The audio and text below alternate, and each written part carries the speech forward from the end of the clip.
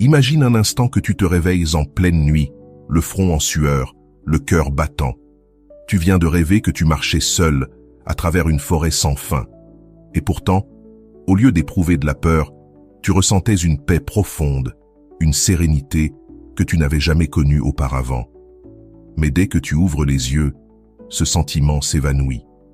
Il ne reste que ce vide familier, cette faim constante de validation, ce besoin de présence, ce désir de combler cet espace creux dans ta poitrine. As-tu déjà pensé à cela? Pourquoi avons-nous besoin des autres avec une telle intensité pour nous sentir complets? Pourquoi la solitude nous terrifie-t-elle plus que tout? Je vais te faire une promesse. À la fin de cette histoire, je te révélerai la découverte la plus libératrice que j'ai jamais faite. Une vérité psychologique qui a transformé non seulement ma pratique en tant que psychiatre, mais toute mon existence. Une vérité qui, si tu la comprends vraiment, changera à jamais la façon dont tu te perçois, ainsi que la manière dont tu vois le monde. Je m'appelle Carl Gustav Jung, et pendant des décennies, j'ai consacré ma vie à explorer les profondeurs de l'âme humaine. Mais il y a eu une période de ma vie, entre 1913 et 1919, où je n'explorais pas l'esprit de mes patients, mais le mien.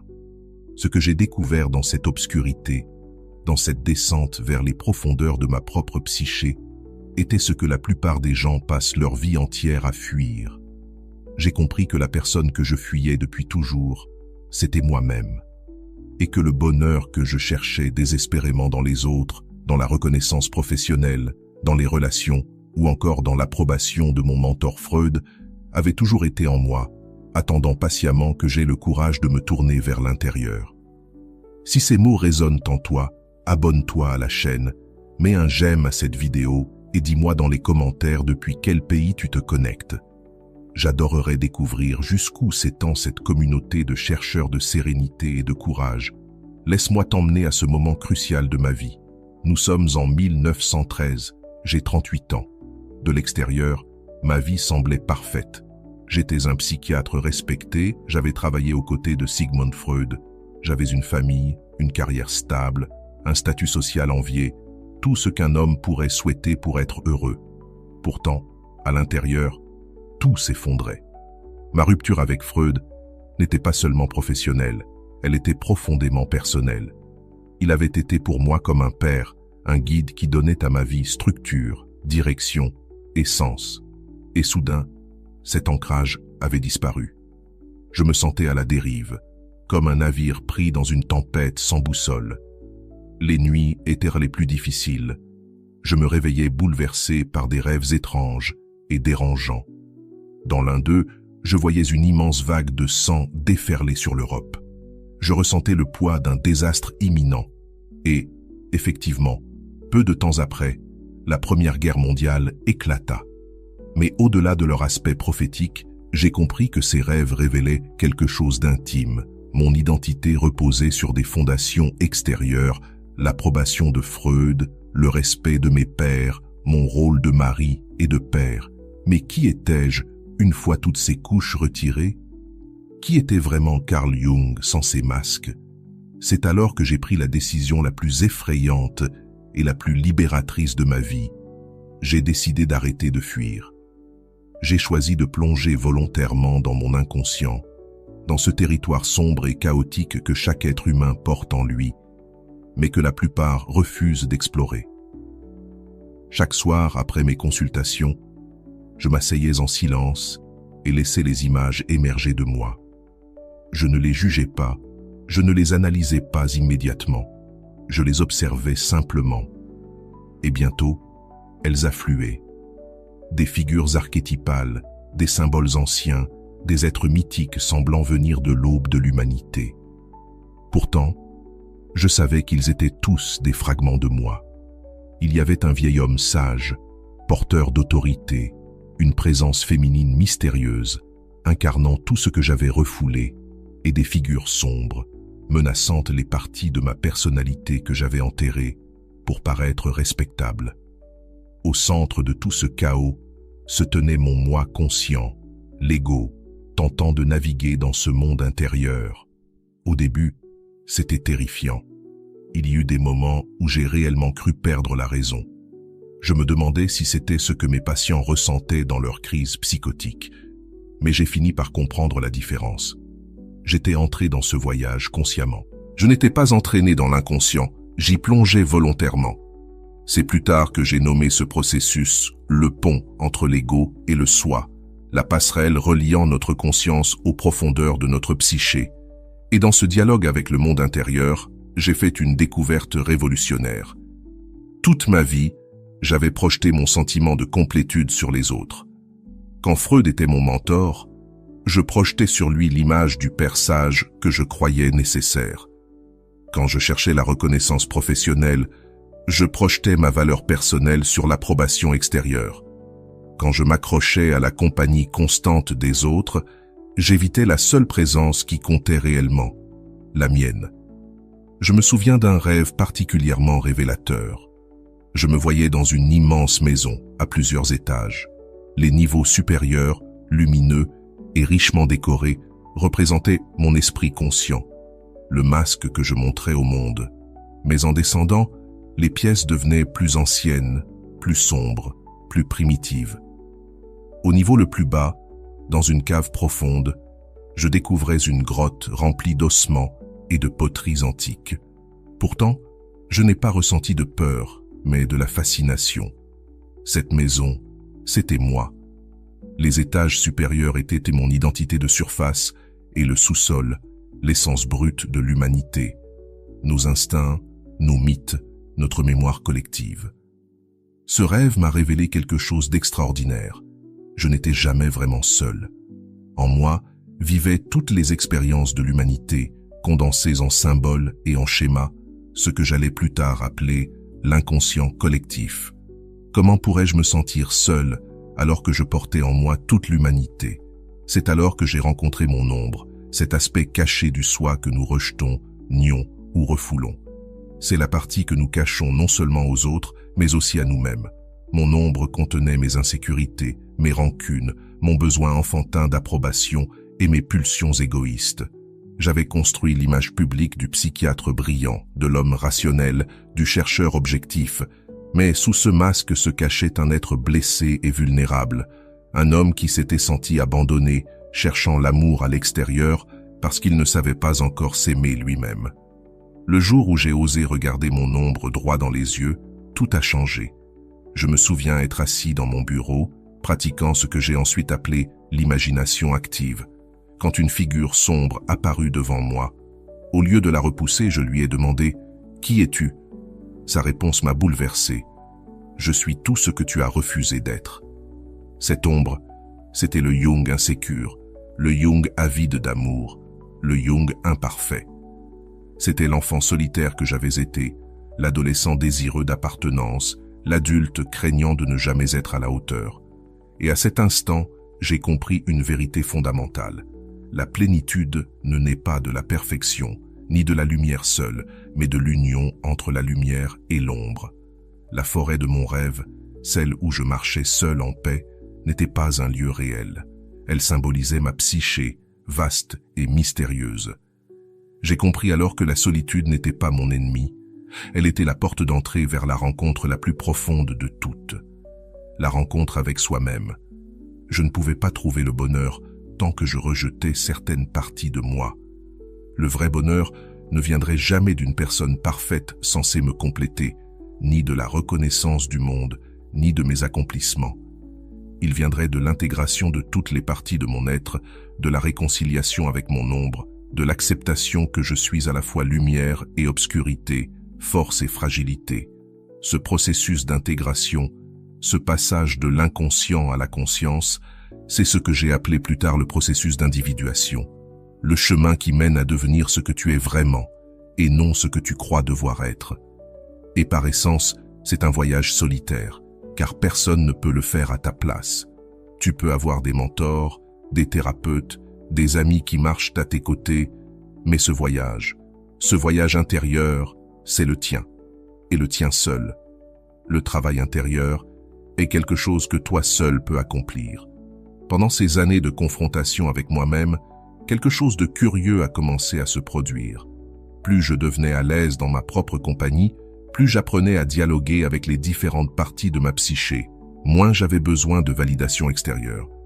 Ce n'est pas que j'ai cessé de valoriser les relations ou d'apprécier la compagnie des autres. J'y tenais encore, mais ces relations n'étaient plus un besoin désespéré. Elles étaient devenues un choix conscient. J'ai découvert que lorsque tu es complet en toi-même, lorsque tu as intégré ton ombre et établi une relation consciente avec ton inconscient, tes relations avec les autres deviennent plus authentiques. Tu ne projettes plus tes besoins non comblés sur une autre personne. Tu n'attends plus que quelqu'un vienne te sauver ou te compléter. À la place, tu entres en relation depuis ta plénitude et non depuis ton vide. J'ai commencé à remarquer cela dans mon travail avec mes patients. Beaucoup venaient à moi avec la même lutte intérieure. Ils se sentaient creux, incomplets, cherchant désespérément la plénitude à travers les relations amoureuses, le travail, les addictions ou tout autre élément extérieur. Et le schéma était toujours le même. Plus ils cherchaient à se remplir à l'extérieur, plus ils se sentaient vides à l'intérieur. C'était comme essayer de remplir un puits sans fond. Je me souviens particulièrement d'une jeune femme qui passait de relation en relation, convaincue que le prochain homme serait enfin le bon, celui qui la rendrait heureuse. Chaque fois qu'une relation se terminait, elle tombait dans une profonde dépression, comme si elle avait perdu une partie essentielle d'elle-même. Lorsque nous avons commencé à travailler ensemble, je lui ai proposé quelque chose de radical. Passer du temps seul. Ne pas chercher activement une nouvelle relation, mais utiliser ce temps pour apprendre à réellement se connaître. Au début, elle a résisté de toutes ses forces. L'idée d'être seule la terrifiait. « Que vais-je faire de moi-même » m'a-t-elle demandé. Je lui ai répondu, « Justement, que feras-tu de toi-même quand il n'y aura plus personne pour te distraire de toi ?» Cette question l'a hantée pendant des semaines. Mais peu à peu, à mesure qu'elle s'autorisait à être seule, à explorer ses propres rêves, ses pensées, ses besoins, sans le filtre des attentes des autres, quelque chose a commencé à changer. Elle a redécouvert des aspects d'elle-même qu'elle avait oubliés, voire jamais connus. Elle s'est souvenue de son amour pour la peinture qu'elle avait abandonnée parce que ses partenaires n'y accordaient aucune valeur. Elle a commencé à tenir un journal intime où elle dialoguait profondément avec elle-même. Et petit à petit, ce sentiment de vide s'est comblé. Pas grâce à quelqu'un d'autre, mais grâce à elle-même. Quelques mois plus tard, elle m'a dit une phrase que je n'avais jamais oubliée. « Pour la première fois de ma vie, j'apprécie ma propre compagnie. Et ce qui est étrange, c'est que maintenant que je n'ai plus besoin de personne, les gens semblent plus attirés par moi. Mais cela n'a plus la même importance. Je sais que j'irai bien quoi qu'il arrive. » C'est exactement ce que j'avais moi-même découvert. Le paradoxe du bonheur, c'est que tu le trouves lorsque tu cesses de le chercher désespérément à l'extérieur. Quand tu apprends à être avec toi-même. Quand tu intègres tes parts les plus sombres au lieu de les projeter sur les autres. Quand tu formes une relation consciente avec ton monde intérieur, quelque chose de presque magique se produit. Tu deviens entier. Mais je veux clarifier une chose importante. Lorsque je dis que j'ai découvert que je n'avais besoin de personne d'autre pour être heureux, cela ne veut pas dire que je suis devenu ermite, ni que les relations humaines ont perdu leur valeur. Au contraire, cela signifie que lorsque ton bonheur ne dépend plus des autres, quand tu n'as plus besoin de quelqu'un pour te valider ou te compléter, alors tu peux aimer en toute liberté. Tu peux aimer sans attachement, te connecter sans dépendance, partager sans te perdre dans le processus. Les relations les plus profondes et les plus significatives de ma vie sont venues après cette prise de conscience et non avant, car ce n'est qu'à ce moment-là que j'ai pu voir les autres tels qu'ils étaient réellement, et non comme des projections de mes besoins insatisfaits. J'ai enfin pu être pleinement présent avec eux, sans le filtre de mon propre vide. Au cours de cette exploration de l'inconscient, j'ai commencé à travailler avec une méthode que j'ai appelée l'imagination active. C'est une technique qui consiste à dialoguer consciemment avec les figures qui émergent de ton inconscient. Ce n'est pas une simple rêverie ou une fantaisie. C'est une méthode structurée pour communiquer avec les couches les plus profondes de ton être. Dans l'une de ces séances, j'ai rencontré une figure que j'ai appelée Philémon, un vieil homme sage doté d'ailes de martin pêcheur. Philémon est devenu une sorte de guide intérieur. Dans nos conversations, il m'a enseigné quelque chose d'essentiel. En moi existait une source inépuisable de sagesse et de guidance. Je n'avais pas besoin de chercher à l'extérieur ce qui se trouvait déjà en moi. Philémon m'a dit un jour une phrase qui a profondément résonné. « Tu me cherches dans le monde extérieur, mais j'ai toujours été ici, dans les profondeurs de ton être. Chaque maître que tu as admiré, chaque autorité à laquelle tu t'es référé, n'a été qu'un reflet de la sagesse que tu possèdes déjà. Le moment est venu de faire confiance à ta propre voix intérieure. » Ces mots étaient à la fois libérateurs et terrifiants. Libérateurs, car ils signifiaient que je n'étais plus à la merci des circonstances extérieures pour trouver une direction dans ma vie. Terrifiants, car ils impliquaient que je devais désormais assumer l'entière responsabilité de mon propre chemin. Je ne pouvais plus blâmer Freud pour notre rupture, ni le monde extérieur pour mon malaise. Je devais reconnaître que j'étais l'architecte de ma propre vie psychologique. C'est cette prise de conscience qui distingue ceux qui vivent authentiquement de ceux qui ne font que réagir à la vie. Lorsque tu comprends enfin que tout ce dont tu as besoin pour être comblé, pour trouver un sens, pour te sentir entier, existe déjà en toi, quelque chose de profond change. Tu cesses d'être une victime des circonstances et tu deviens l'auteur de ton propre récit. Mais comment faire, concrètement? Comment passer de la dépendance à la validation extérieure à un ancrage solide en soi? Voici les étapes issues de mon expérience et de mon travail avec des milliers d'âmes au fil des années. La première étape consiste à affronter ton ombre. Cela signifie examiner honnêtement chaque partie de toi que tu as rejetée ou reniée. Demande-toi, qu'est-ce qui m'irrite profondément chez les autres? Car souvent, ce qui nous dérange le plus chez autrui reflète ce que nous avons refoulé en nous-mêmes. Si l'arrogance t'exaspère, peut-être as-tu nié ton propre besoin de reconnaissance. Si la faiblesse te met mal à l'aise, peut-être as-tu enfoui ta propre vulnérabilité. La deuxième étape consiste à apprendre à être seul consciemment. Être seul ne signifie pas s'asseoir avec son téléphone, un écran ou du travail pour se distraire. Cela signifie créer des moments de vrai silence où tu peux entendre ta voix intérieure. Pour moi, cela prenait la forme de l'imagination active. Pour toi, cela peut être la méditation, l'écriture, une marche solitaire dans la nature ou simplement le fait de t'asseoir et d'observer tes pensées sans les juger. La troisième étape consiste à prêter attention à tes rêves. Les rêves sont le langage de l'inconscient, des messages codés envoyés par des parties de toi qui cherchent à être reconnues. Tiens, un journal de rêves. Tu n'as pas besoin d'être un expert pour les comprendre.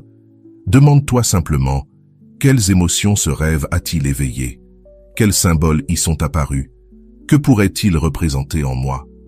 Et enfin, la quatrième étape, la plus essentielle, consiste à cultiver ce que j'ai appelé la fonction transcendante, la capacité de maintenir la tension entre les opposés à l'intérieur de toi sans te réfugier dans un extrême ni dans l'autre.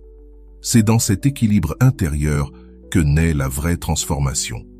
Entre ton besoin d'indépendance et ton désir de connexion, entre ton côté rationnel et ton côté émotionnel, entre tes aspirations spirituelles et tes besoins physiques, il existe une tension naturelle. Le but n'est pas d'éliminer un pôle au profit de l'autre, mais de découvrir un troisième point, une synthèse plus élevée née du conflit intérieur. Durant ma propre confrontation avec moi-même, il y a eu des moments de profonde solitude. Je ne le nierai pas. Il y a eu des nuits où je me sentais perdu, où je me demandais si ce voyage intérieur avait vraiment un sens. Mais même dans ces nuits sombres, quelque chose en moi murmurait que j'étais sur la bonne voie. Une voix calme me disait que je faisais le travail dont mon âme avait besoin. Peu à peu, cette solitude douloureuse s'est transformée en quelque chose de différent. La véritable solitude, celle qui n'est pas absence des autres, mais présence à soi. La solitude, ce n'est pas être seul, c'est être avec soi-même, pleinement conscient de sa propre présence. Et cette compagnie intérieure, éveillée et lucide, est infiniment plus nourrissante que n'importe quelle relation bâtie sur le manque ou le vide. Au fur et à mesure que j'avançais dans ce processus, des changements tangibles apparurent dans ma vie. Mon travail de thérapeute s'approfondissait, car je ne projetais plus mes besoins non résolus sur mes patients. Je pouvais enfin les voir clairement, les accompagner dans leur propre processus, sans chercher à les réparer selon mes schémas inconscients. Mes relations personnelles s'améliorèrent parce que je n'attendais plus des autres qu'ils comblent des vides que moi seul pouvais combler. Et ma créativité s'épanouit, donnant naissance à mes contributions les plus importantes, l'inconscient collectif, les archétypes, l'individuation, la synchronicité. Tout cela n'est pas né d'une accumulation de savoir extérieur, mais d'une exploration courageuse de mon monde intérieur, et c'est là tout le paradoxe. Quand tu tournes ton regard vers l'intérieur avec honnêteté et courage, quand tu fais la paix avec tes conflits internes et que tu intègres tes fragments, tu commences à offrir au monde extérieur quelque chose d'authentique.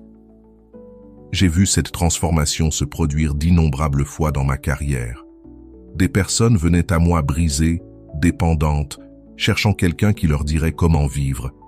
Et la seule chose que je pouvais faire, c'était de les orienter vers leur propre âme. Parce que voici une vérité que peu veulent entendre, mais que tous doivent affronter. Personne ne peut te sauver, sauf toi-même. Aucun thérapeute, aucun partenaire, aucun travail, aucun accomplissement ne peut te donner cette plénitude que seule l'intégration intérieure procure. Pourtant, ce voyage vers l'autosuffisance psychologique n'a rien d'égoïste. En réalité, c'est tout le contraire. Quand tu n'as plus besoin des autres pour combler ton vide, tu peux enfin les voir tels qu'ils sont. Tu peux aimer sans étouffer, être présent sans te perdre, donner sans attendre secrètement que quelqu'un te rende ce que toi seul peux t'offrir. Je me souviens d'un collègue qui m'a un jour lancé « Karl, la connexion humaine n'est-elle pas essentielle au bonheur? Ne prônes-tu pas l'isolement ?» Ma réponse fut claire. La véritable connexion humaine n'est possible qu'entre des individus complets en eux-mêmes. Quand deux personnes se rencontrent à partir du vide, ce qu'elles créent n'est pas une connexion, mais une codépendance. Mais lorsque deux êtres complets se rencontrent, ce qui émerge est transcendant. Une relation qui élève les deux sans que l'un ne perde son essence. Et cela m'amène à la révélation que je t'ai promise au début, celle qui a changé ma vie et peut changer la tienne. Après des années d'exploration, de confrontation avec mon ombre, de dialogue avec mon inconscient et d'apprentissage de la solitude, j'ai découvert quelque chose d'extraordinaire. Je n'ai jamais été véritablement seul. Même dans les moments les plus désolés de mon voyage intérieur, je n'étais pas seul, car j'avais établi une relation avec quelque chose de plus grand que mon ego, quelque chose que j'appelle le soi. Le soi, avec un S majuscule, est le centre organisateur de toute la psyché consciente et inconsciente. Il est la totalité de ce que tu es, au-delà de ta personnalité, au-delà de ton ego. Quand tu te connectes à ton soi, quand tu établis une relation intime avec la totalité de ton être, tu découvres en toi une source inépuisable de sens, de direction et d'amour. Tu n'as plus besoin de chercher le bonheur à l'extérieur, car tu le possèdes déjà à l'intérieur. Il ne te manque que le courage de plonger en toi et de te regarder avec honnêteté. C'est là la plus grande leçon de ma vie. Le bonheur n'est pas quelque chose que l'on trouve, c'est quelque chose que l'on redécouvre. Il a toujours été là. Il ne dépend pas des circonstances extérieures, même si elles peuvent l'influencer. Il dépend de ta relation avec toi-même. Et comme toute relation précieuse, elle demande du temps, de l'attention, de la sincérité et de l'engagement. Quand j'ai compris que je n'avais besoin de personne pour être heureux, je ne me suis pas senti seul, je me suis senti libre. Libre de choisir mes relations au lieu d'en dépendre. Libre de chercher la vérité plutôt que l'approbation. Libre d'être moi-même, avec mes failles et mes vertus réunies. Et cette liberté, cette plénitude intérieure, c'est ce que je te souhaite. Car je sais, par ma propre expérience, et après avoir guidé des milliers d'âmes, que c'est possible. Ce n'est pas facile, mais c'est possible. Cela demande du courage pour affronter ton obscurité, de la patience pour écouter ton inconscient, et de l'humilité pour admettre que tu projetais sur les autres ce que toi seul pouvais offrir. Le chemin vers l'individuation, vers le fait de devenir pleinement toi-même, vers la découverte que tu n'as besoin de personne pour te compléter, est le plus grand voyage que tu puisses entreprendre, non pas parce qu'il t'éloigne des autres, mais parce qu'il te libère pour te relier à eux de manière authentique, non pas parce qu'il t'isole du monde, mais parce qu'il t'enracine si profondément en toi que tu peux l'affronter sans y perdre ton âme. Alors, je t'invite à commencer ce voyage, aujourd'hui. Prends un moment pour t'asseoir en silence avec toi-même. Écoute ta voix intérieure sans la juger. Observe tes rêves. Demande-toi quelle partie de ton être tu as rejetée et souviens-toi de ceci. Le chemin vers l'extérieur commence toujours à l'intérieur. Le bonheur que tu cherches dans le monde existe déjà en toi. Il n'attend que le courage de ton regard. C'est mon histoire, mais c'est aussi la tienne. Parce que nous partageons tous le même inconscient collectif, les mêmes archétypes, la même quête universelle vers la plénitude. La seule différence réside dans qui aura le courage d'entreprendre ce voyage en conscience. Si cette histoire a résonné en toi, si quelque chose s'est éveillé pendant que tu l'écoutais, alors partage-la. Aide les autres à découvrir qu'eux aussi possèdent déjà en eux tout ce dont ils ont besoin pour être heureux. Abonne-toi et continuons ce voyage ensemble, car il reste encore tant à explorer dans les profondeurs de l'âme humaine. Et dis-moi en commentaire, quelle part de toi as-tu évité jusqu'ici? Parce que cette ombre que tu fuis, cette partie que tu crains le plus, détient peut-être la clé de ta liberté. Jusqu'à notre prochaine exploration de l'inconscient, souviens-toi, tu n'es pas seul, tu es avec toi-même, et c'est la meilleure compagnie que tu puisses avoir.